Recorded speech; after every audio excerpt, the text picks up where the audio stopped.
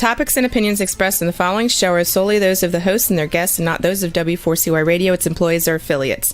We make no recommendations or endorsements for radio show programs, services, or products mentioned on air or on our web.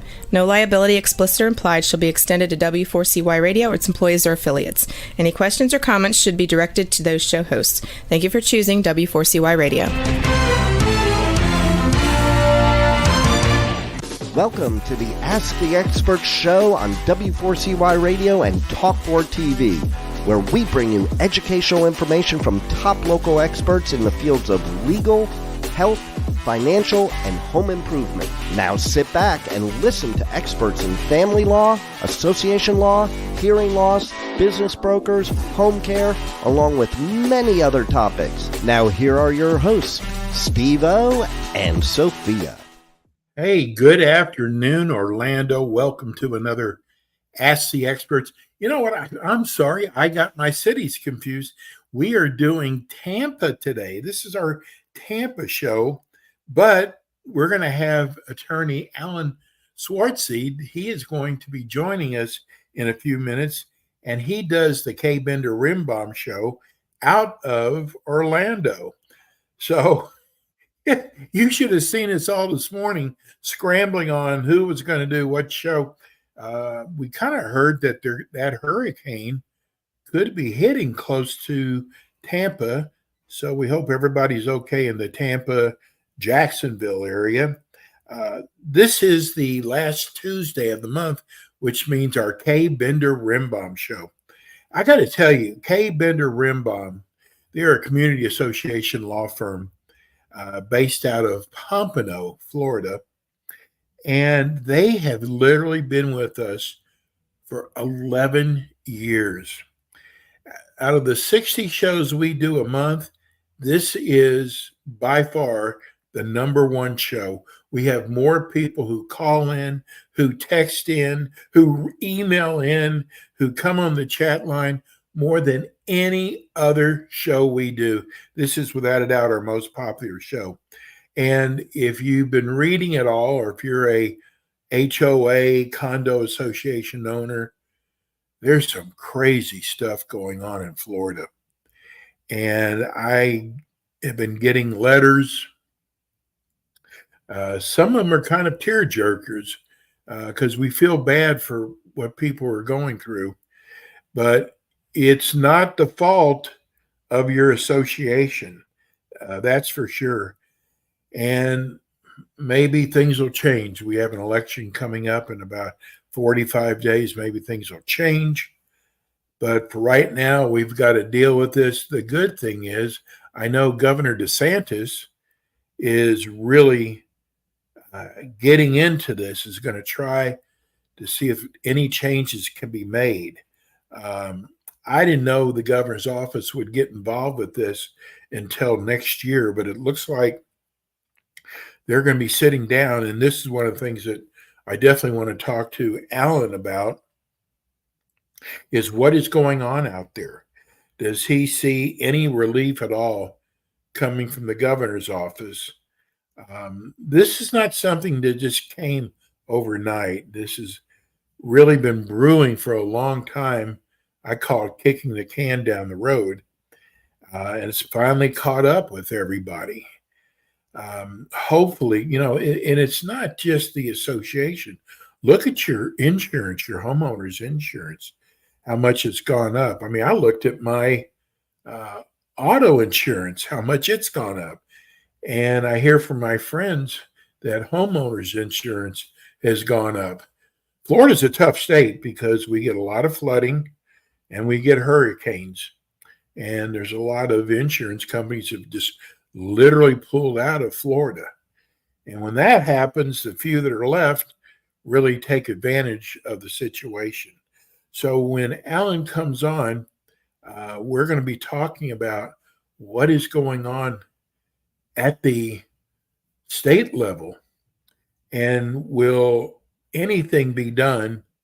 I've got about 40 different topics to keep up with on a daily basis, and it's hard just keep up on HOA Condo Association.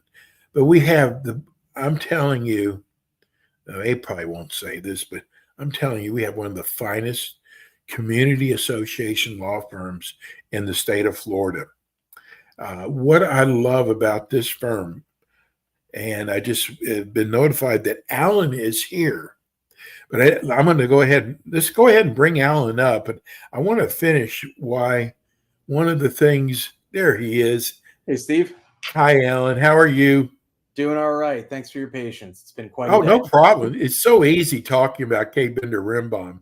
And I was just getting ready to say that this is a law firm that puts so much into the educational side.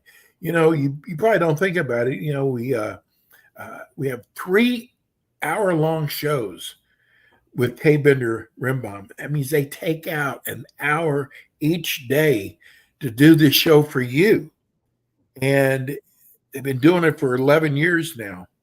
And education is so important. You're going to see they do free classes every month. This is just such an easy show to talk about. Alan, welcome. Good to see you. Thank you. And you talk about that education. I was just teaching a condominium board certification class, so I apologize. That's why I was a bit late. It came and backed up to the exact 5 o'clock time, so we ran over a couple minutes. And they're a little bit longer now too, right? Yeah, unfortunately for everyone involved, including us, they're now 4 hours long. So Emily Gannon from our Pompano office took the first half, and I stepped in at 3 o'clock to finish up the second half. Alan, are you having any weather problems there? I saw that hurricane's out in the Gulf. No, not yet. I for all of our Tampa area listeners, I'm praying for you guys and Kirsten as well. Because I'm lucky enough to be in Orlando, and I'm getting out of Dodge and going down to South Florida for the Condominium Institute. Just tomorrow, I'm getting on the Bright Line to head down there. I'm praying for everyone in Tampa, and also my wife and kids who will be staying in Orlando. But I think everything will be okay. It's not looking pretty, but it's also not looking devastating. I mean, any major storm is going to cause problems, but if you need anything, we're here, and we'll be operational even if our Tampa office is unable to do so. I know I just heard the governor speak, and they're already putting warnings out in Tampa. So we want to absolutely pray for your office there. Yeah. Kirsten does a great job. She's a great person as well. And, listen, hopefully everyone is okay, but I don't know that there's more I can say at this point about it other than we'll be praying for you guys. Well, Alan, let's first of all, again, I love doing the show with you. Let's tell people who K. Bender Rimbaum is. All right. Well, we're a law firm that does nothing but representing community associations with very, very limited exceptions. I do also a mediation practice, but limited to community association related issues. We've got offices, as we mentioned, in Tampa. We've got my office in Orlando area, which is in Winter Springs. We've got another one in Pompano Beach, Palm Beach Gardens, and Miami by appointment. 22 attorneys at this point. 8 of us are board certified in community association law. 1 is board certified in construction. So the bottom line is, throughout the entire state of Florida, anything that you need for a community association, we can handle it. Whether we're going to want to or not may be a different story, but we can handle pretty much anything that comes our way. And with Robert K. being 40 years in the industry, and Jeff and Mike being significantly experienced, and others within the firm having a ton of experience, there's just not much that comes up that we look at and say, I have no idea what to do with that. Whereas, you get with a lot of real estate firms and things like that, and the response is, well, let me spend 15 hours investigating what to do, and I'll get back to you. Whereas we're looking at it as, oh yeah, we handled that last month. Here's the 2-hour solution instead of the 15. So bottom line, we're really into the educational component, like you mentioned. Customer service is extremely important to the firm. For me overall and personally, I think it's probably one of the things we do better than a lot of other firms, which is making sure that if you ask a question, we're at least going to acknowledge that you asked it within a day. And if you don't hear from me within a day, I joke with my clients, but in reality, if you don't hear from me within one business day, you need to reach out again, because either I didn't get your email or I'm dead. Yeah. Yeah. Alan, I got to tell you that I see a lot of community association law firms around the country with our show. And what I love about K. Bender Rimbaum, basically, this is all you do. And what I mean by that is you see a lot of firms out there, and they also do business law, they do real estate law. I mean, they've got like the shingle, criminal law, bankruptcy law. You mostly concentrate in this area. Yeah, I mean, it's when you say mostly, it's pretty much exclusively. I'd say less than 5% of what we do is anything other than representing community associations. And 99% of that remaining 5% is representing owners or dealing with mediations that I mediate. We don't jump into the general real estate law. We don't do the random personal injury case that comes up that someone wants us to handle because they know an attorney at the firm. This is what we do, period. Well, I guess I got to start off with an area that we have been bombarded with in the last week and a half. You probably know what I'm going to say already, but there's so many there's so many news reports out there that Governor DeSantis is going to get involved. What does that mean? So what we're presumably talking about the governor getting involved with is the reserve issue that we've got in the state, where a lot of condos that are 3 stories or higher are going to have to put away a lot of money, and they never had to do it before, and their members simply can't afford it. What we're hearing is that Governor DeSantis is trying to push for a mid-session discussion between legislative sessions, a special session, to discuss how to address the fact that we're talking about assessments that people won't be able to afford. And there's going to be a lot of people. And Steve, you and I have talked about this for months and months. And frankly, since we started this show together, although you've done, the show with the firm for years, I just rejoined KBR 2 years ago. But since then, we've been talking about this issue. So what people are talking about is the governor basically forcing a special session of the legislation somehow, the legislature, because the leaders of the legislature have basically said they don't think it's necessary. And unfortunately, my opinion is that is based on some misinformation that they may have received. That none of these assessments will kick in for any condo until 2026. So it's not urgent. I don't think that some of the legislators that are making these decisions have really looked at what they themselves wrote to figure out that, oh, well, some of this will kick in January of next year for a lot of communities. Some of it is already starting to kick in because, any budget that's adopted after after December 31st of this year is going to have to include these things. So what they're thinking is, well, no budget that's included before then will include these reserves. And it's just not accurate. So what they're thinking for some reason is no budget that's adopted is going to require the members to pay these reserves until January 2026 at a minimum. But in reality, it's already starting to happen throughout the state for those few, candidly, who have actually done these studies, have gotten the reports, and have already adopted or are in the process of adopting their 2025 budgets, and want to make sure that because they're being told they need to fully fund the reserves, that they're actually doing it. They're not required to fully fund it if the budget is adopted before December 31st of this year, but a lot of them are choosing to do it anyway so that they don't end up with a year of catch up by the time they do actually fully fund those reserves. So, bottom line, what we're being told by the legislature is that they don't think a special session is going to happen, that it's not necessary. And Governor DeSantis is basically saying, you don't seem to understand that you're putting the residents of these condos in a position where many, many, many, many people will not be able to pay their assessments and are on fixed incomes because, let's be realistic, we're in Florida. So they will simply not be able to live in their condos anymore.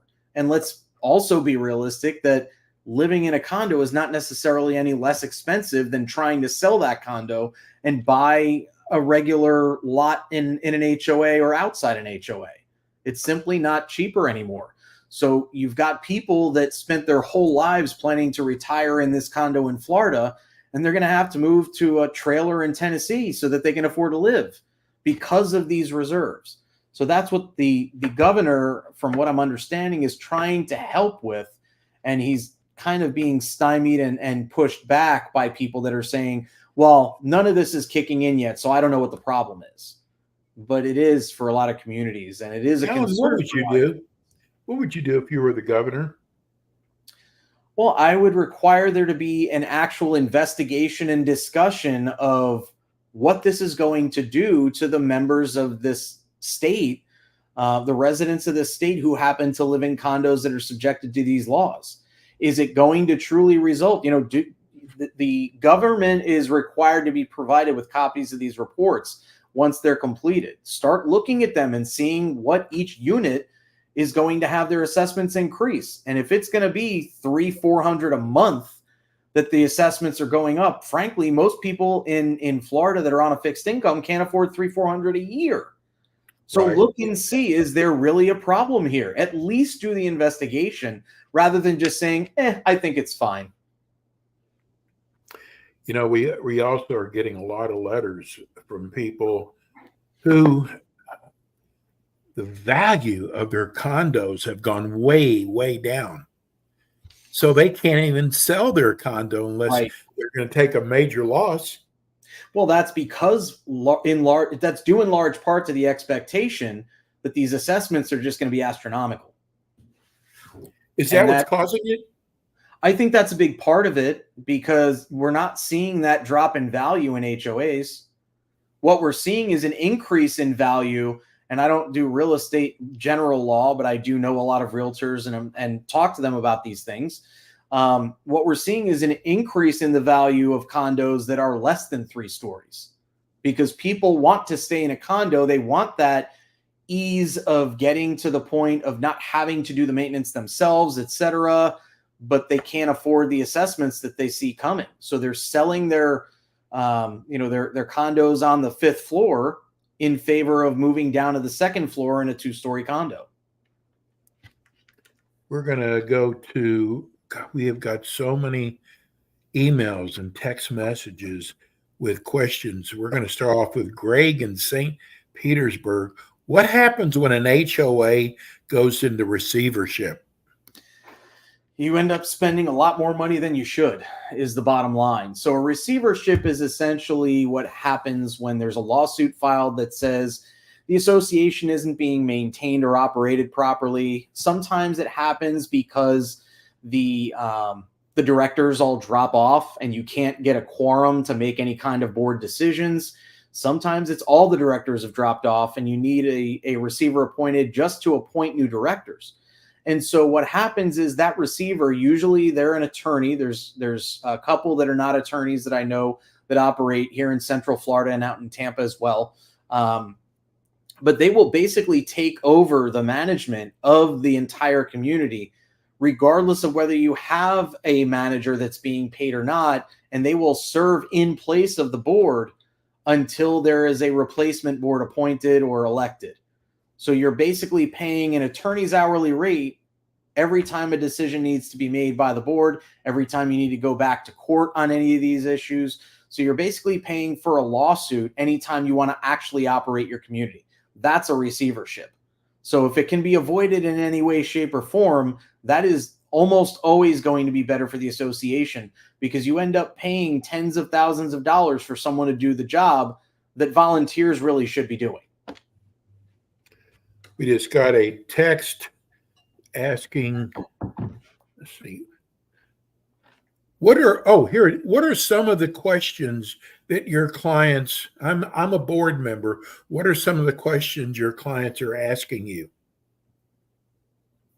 That is very open. How do we amend our governing documents? How do we make sure that we're not violating the law when we don't ask you questions? Do we need an architectural review process? Do we need architectural standards?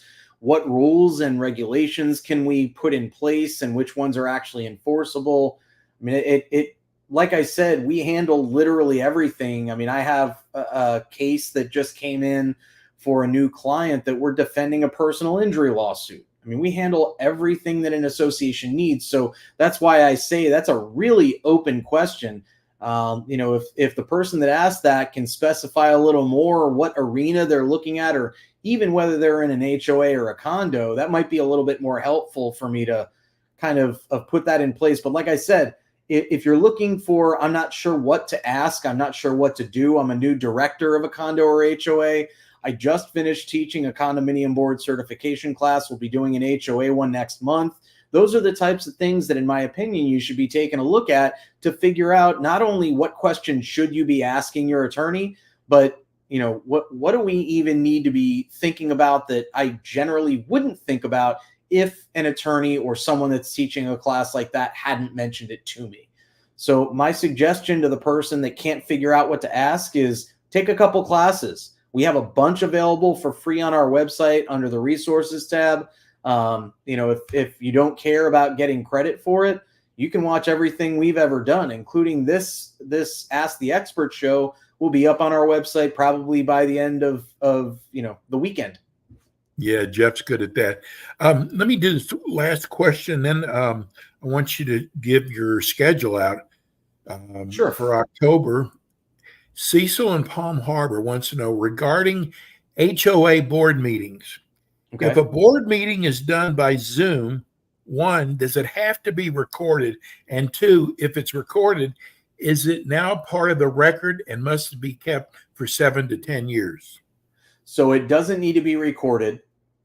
You would just have your meeting minutes. That replaces any kind of recording. If it is recorded, and I don't recall offhand, to be candid, whether this is the same in a condo and an HOA, but in a condo, if you record that meeting via Zoom, it remains an official record of the association until the minutes of that meeting have been adopted. So once you adopt those minutes, you're allowed to delete that recording. Now, if you're worried about the 7 to 10 years, regardless of whether you're in a condo or HOA, it can be deleted once you've adopted those minutes. The only question is whether it is or is not an official record of the association until those minutes are adopted. Let's go to your schedule. Sure. You got a busy schedule for October. Yeah, we got a lot of things coming up. The CAI Suncoast Chapter Trade Show was just reported as postponed due to the storm. So that was supposed to be on the 26th, which is in 2 days, but I think that's being rescheduled for sometime in early November.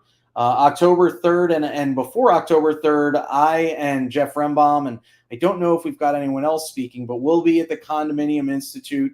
That's primarily for nerds like me who do condo law and care about it enough to want to speak to other nerds like me.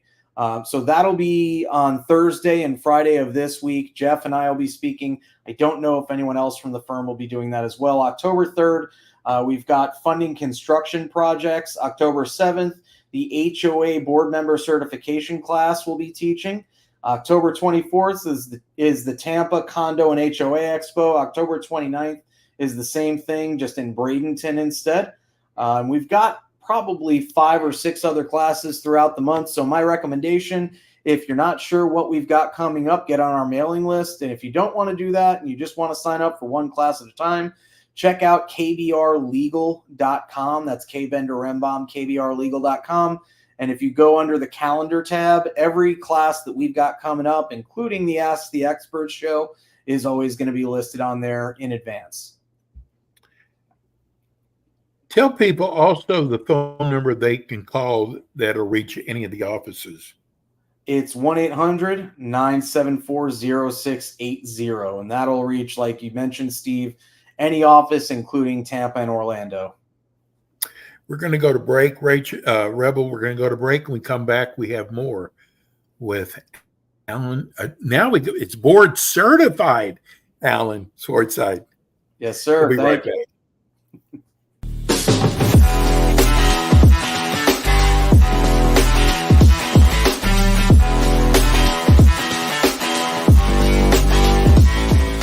K. Bender Rembaum is a full-service community association law firm dedicated to the representation of community associations throughout Florida.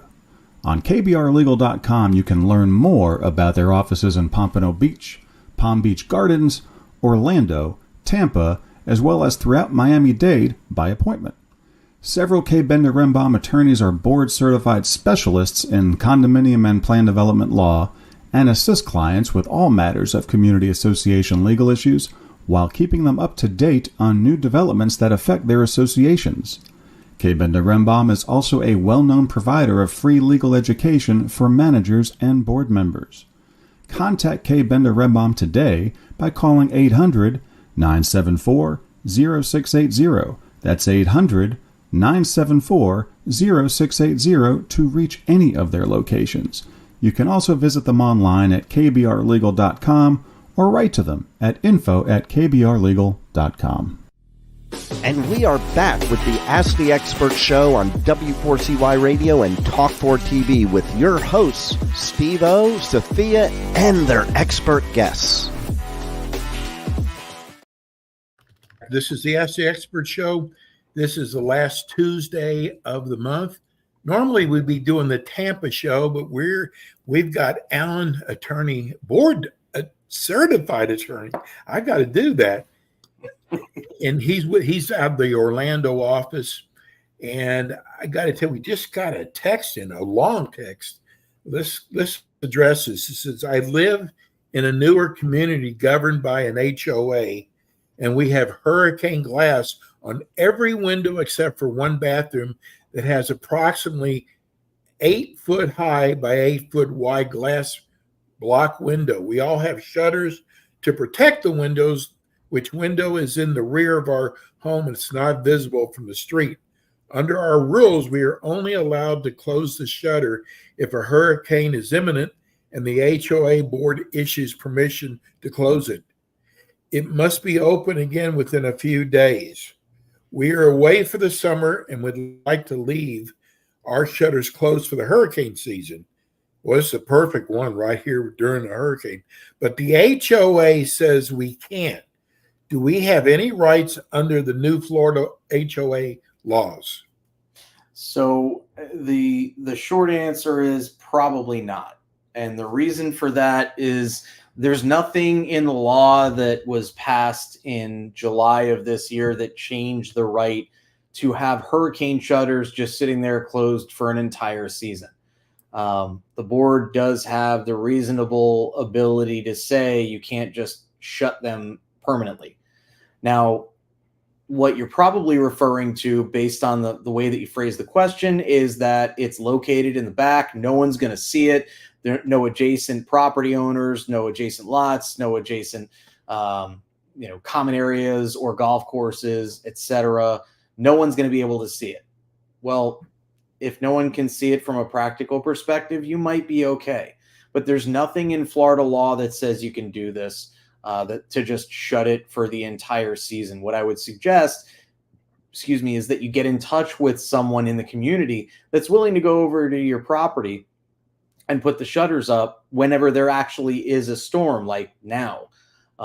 Because if you just leave them up and you try and rely on the Florida statutes that say that if it's not in the frontage and it's not on a visible area of your lot, you're probably okay.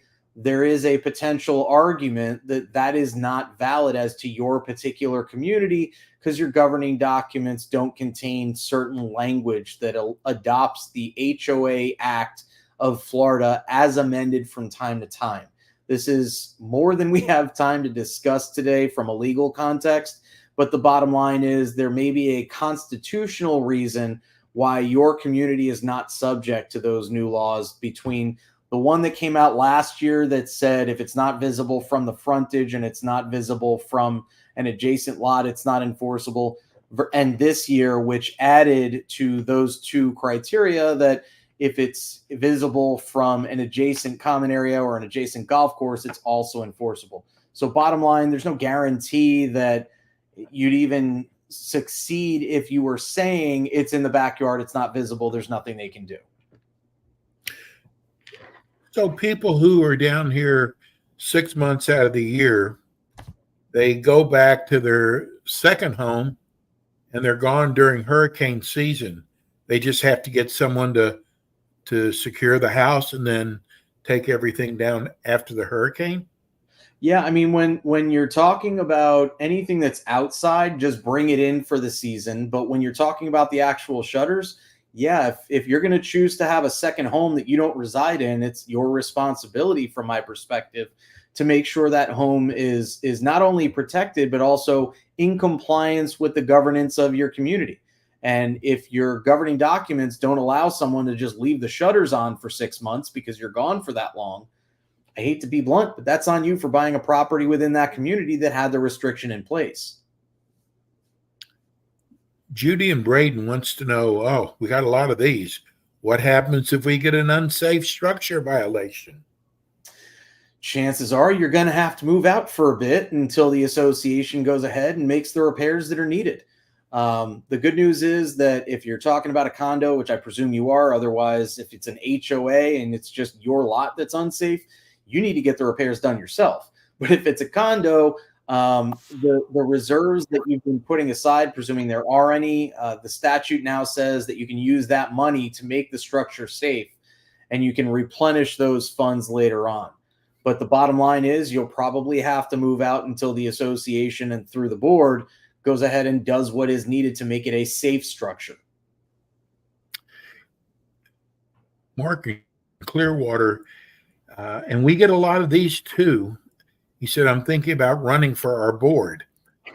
What are the responsibilities of being a board member? And what kind of background do you need to have?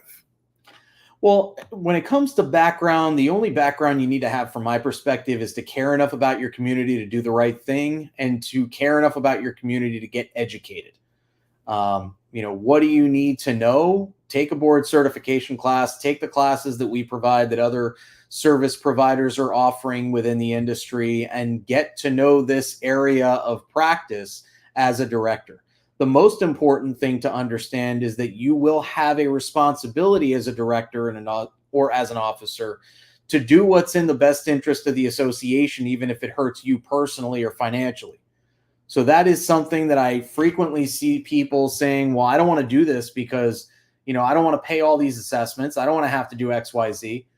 But the bottom line is that's your responsibility as a director if you choose to be on the board of a corporation. You need to understand that whether the association is there to make a profit or not, it's still a business.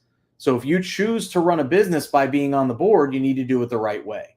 So again, I think the best advice you can get, which is now required by law anyway for new directors, take a board certification class, take a lot of the other educational programs that firms like ours offer, and make sure that you're getting all the information you possibly can to figure out how to be a better director.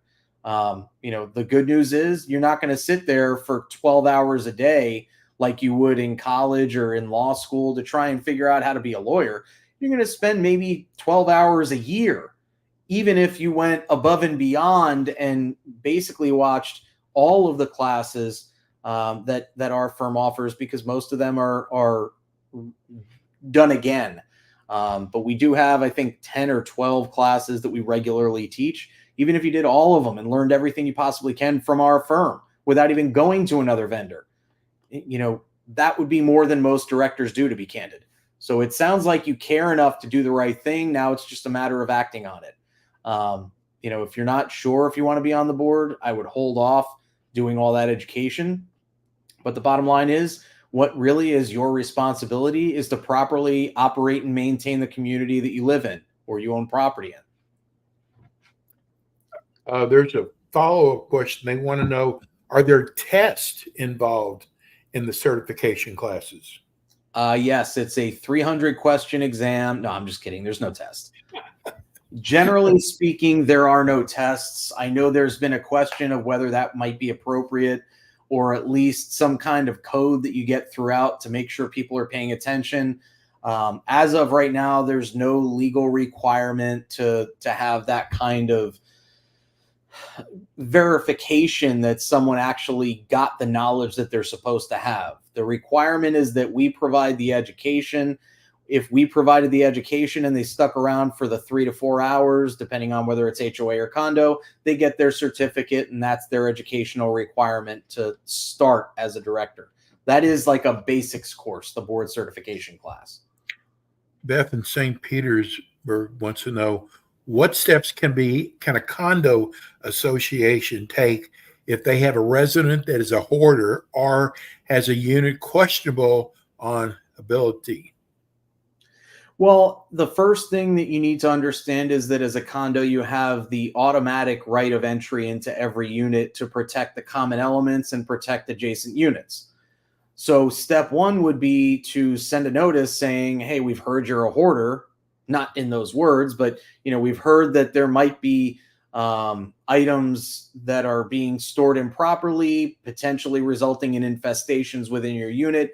We have the right to enter into your unit to protect adjacent common elements and adjacent units, and we intend to do that on X date. And then you go to the door and try and get in. And if they don't let you in, you might need to get an injunction to get in. And if you find that there really is a hoarder in the unit, we've dealt with several of those. And just in the last 6 months, I've dealt with 3. And eventually you get a police presence, you get a court order if you need to, you enter into the unit, and you do the removal of all of the items that are being hoarded. And you make sure that you get the exterminator there, you take care of everything that needs to be done.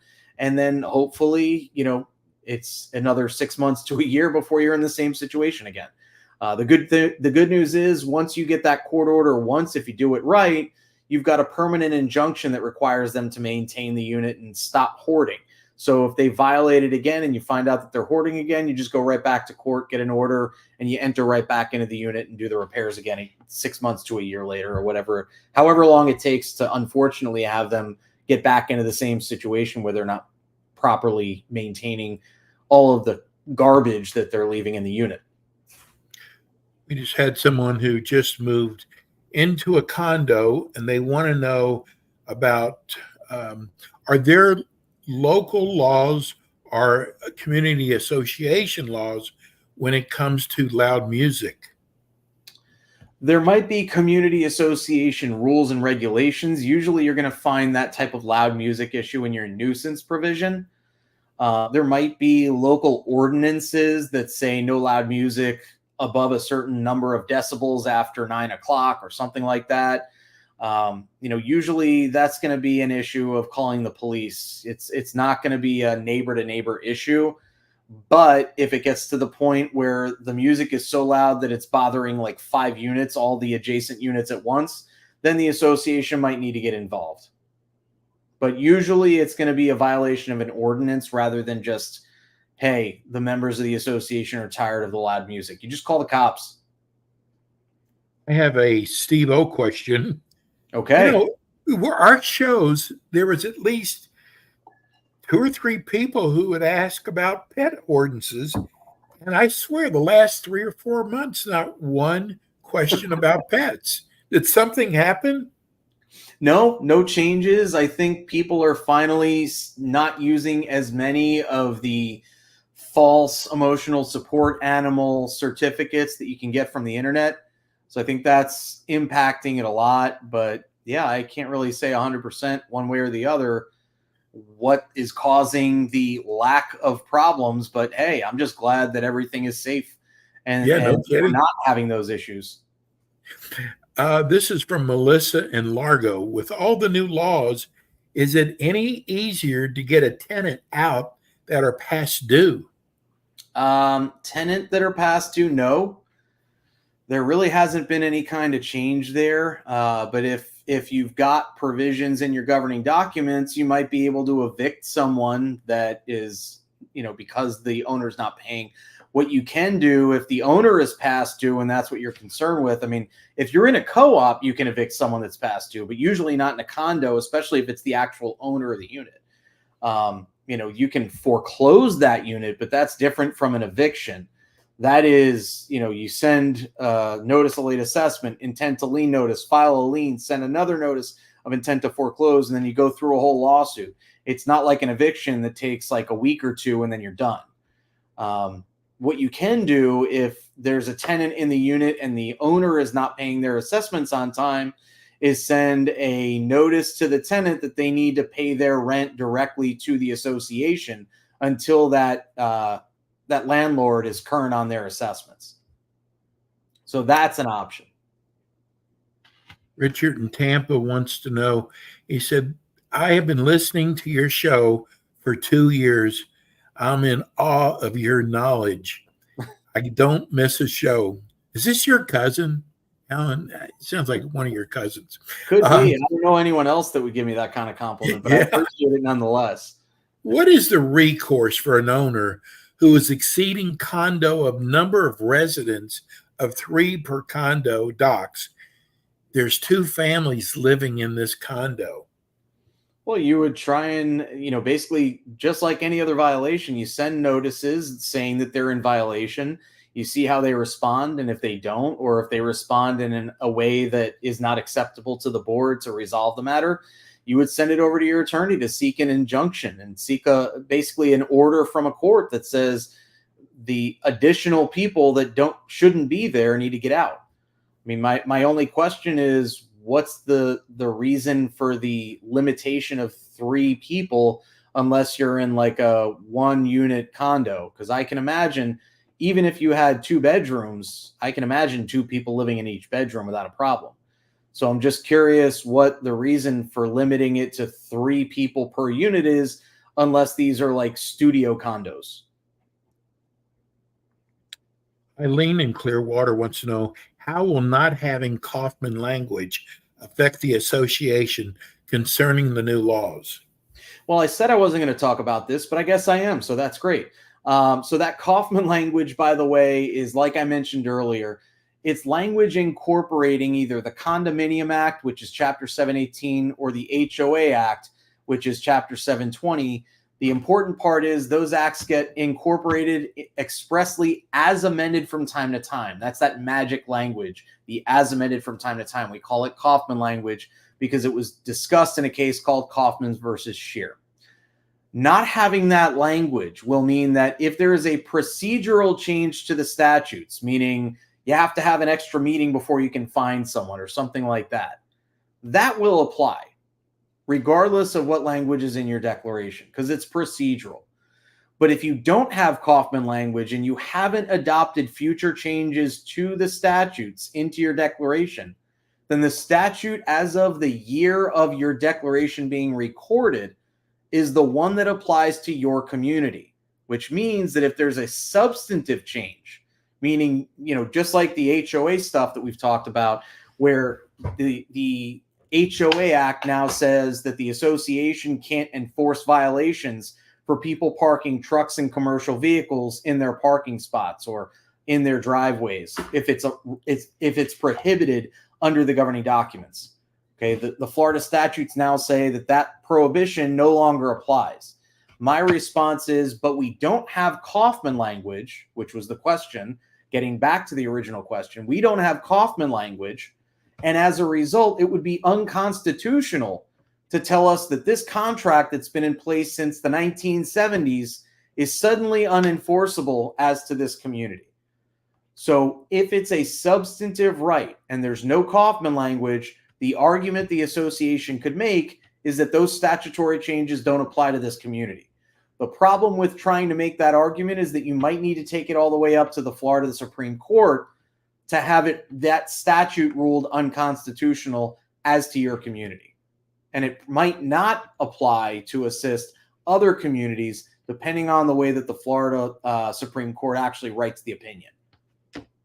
So what you're talking about is, we can continue stopping people from having trucks in their communities if we want to pay a $300,000 to $500,000 attorney's fee to get this thing all the way up to the Florida Supreme Court.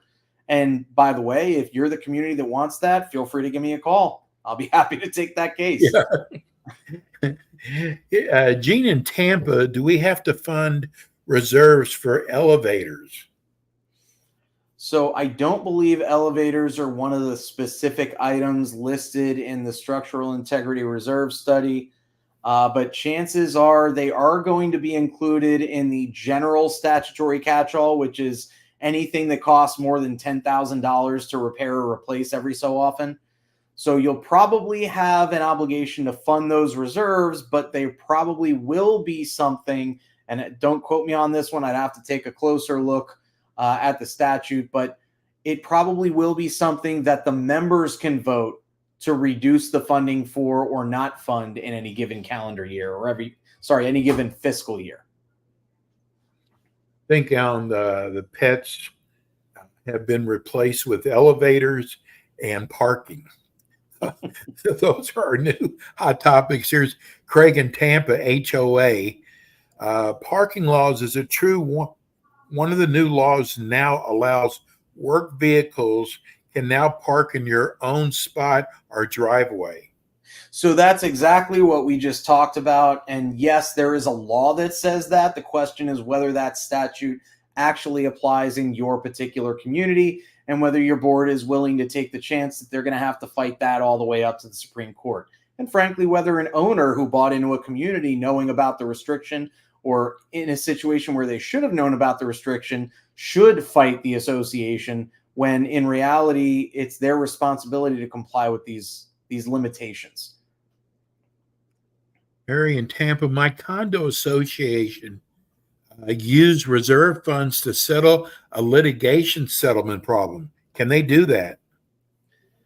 Generally not without having a member vote first. You can use funds for a purpose other than the reserve item, but chances are this was not a litigation specific reserve.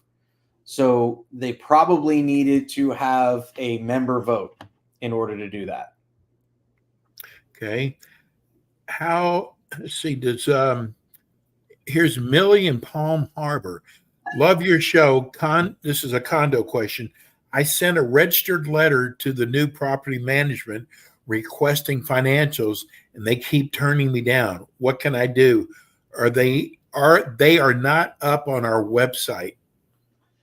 So if you can't get access and you're requesting access and they're not providing it, unless they have a policy that dictates how you're supposed to send those requests and you're not complying with it, the next step would be to send them a statutory offer to participate in pre-suit mediation about the fact that they're not providing records that they're supposed to provide to you.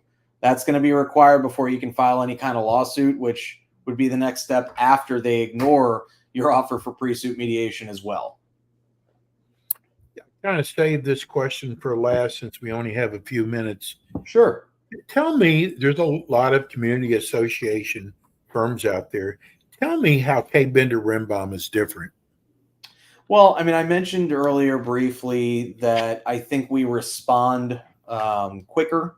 We may not get all of the work done faster, but you'll at least know that someone's working on it. I think that the ability to focus on one area of law, and I fully acknowledge there are other firms that mostly focus on this area of law, but the fact that we are exclusively working on one area of law means that all of the attorneys within the firm, even the people in the litigation department, have a lot of knowledge about this area of law.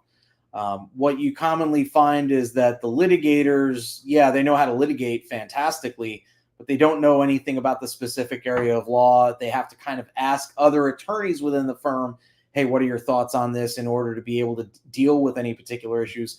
I think that we just have a really good knowledge throughout the firm, all of the attorneys, of this area of law, and just the amount of education we provide. I know there are other firms that provide more, but a firm our size, I don't know of anyone that's got 6 or 7 people who have 3 to 4 speaking engagements a month that they don't get paid for.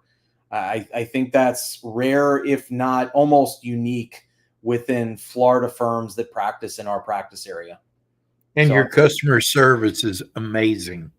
Yeah, I mean, we really do treat customers like they're not a number. And when I say customers, I mean clients. If you're working with our firm, if you're working with me, it's never going to be, I don't have time for you, which I've actually gotten emails that were forwarded to me when someone said, okay, it's time for us to find a new lawyer. I've gotten emails that were literally word for word, I don't have time to deal with your association right now. Okay, then you shouldn't be working with that association. Yeah. But yes, the customer service aspect. I mean, I tell people that my job at this point is a customer service rep more than an attorney about a quarter of the time. Well, we got to get out of here. We'll see you again next month. Tell people how they can reach you.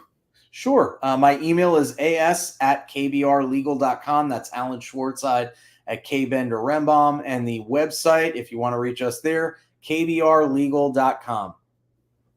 You're the best. We made it. All right. Thanks a lot, Steve. Let's see you soon. Stay safe, Thanks, everybody. Alan. And that's Alan Schwartzide. He's an amazing board-certified attorney. That's it for us today. We'll be back again with you next week with more Ask the Experts. Thanks for tuning in today to the Ask the Expert show on W4CY Radio and Talk4 TV. Tune in next week and every week to hear more from our experts on personal injury, insurance, air condition repairs, estate planning, Medicare, and many other topics in the areas of legal, health, financial, and home improvement. See you next week.